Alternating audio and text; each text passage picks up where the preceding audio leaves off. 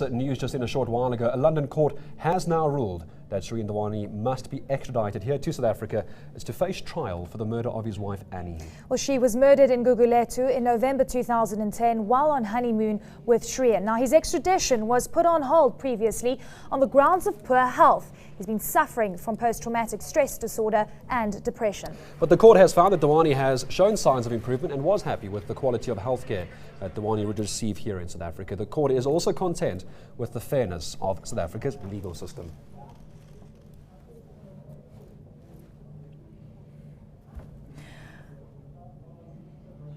All right, so someone has been following the story very closely since the very beginning. We've got our Cape Town reporter, Leigh-Anne Jansen, joining us. Leigh-Anne, a very good afternoon to you. It's far more complex than it seems, and despite the fact that the UK judge has said that it would be fair to extradite Shrien, a lot of things are playing out in the background. Good afternoon, Eleni. Yes, it is far more complicated than it seems. While this is, again, a landmark ruling, not only for South Africa, but for Anni Dewani's family, the Indoctors, this is not the end of it. It could very well be South Africa's wait being finally over now to have Shrien Dewani stand trial here. But it depends if the Dewanis still have enough money to fight his extradition. Shrien Dewani has 14 days to appeal today's ruling granting his extradition. If he is granted the appeal, he then goes to the High Court again. And once he fails there, he can go to the Supreme Court in Britain, where he needs to argue that his human rights were violated in the UK.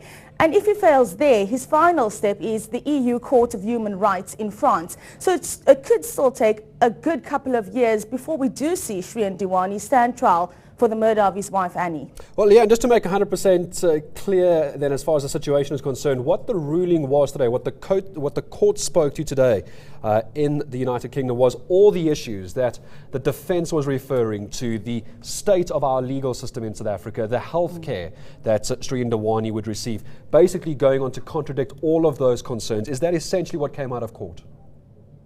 That is essentially what came out of court. Judge Howard Riddle essentially shut down the defence's arguments that, number one, Shrien will not receive a fair trial in South Africa, that there is a high risk that he could commit suicide if extradited, and that South Africa does not have the proper or adequate facilities in place to deal with his psychiatric state.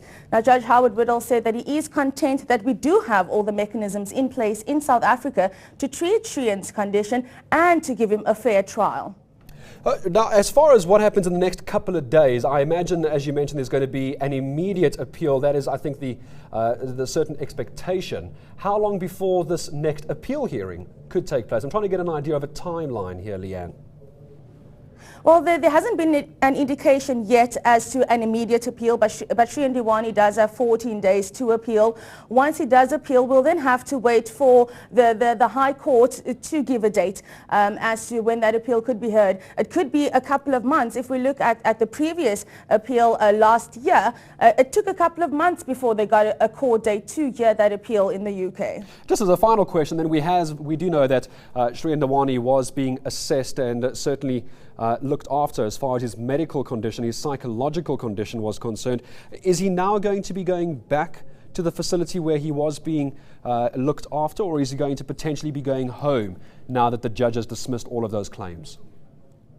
As it stands, he will still stay in the psychiatric facility, a secure psychiatric facility that he's staying in Bristol, until such time that he is given the go-ahead to get on a plane and come to South Africa. Once he lands in Cape Town, he won't spend any time in prison. He will be taken to the Valkenburg psychiatric facility in Cape Town, where again he will be assessed and be held there during the trial process. Well, from inside the story, my thanks to our colleague Leigh-Anne Jansen joining us from our Cape Town offices.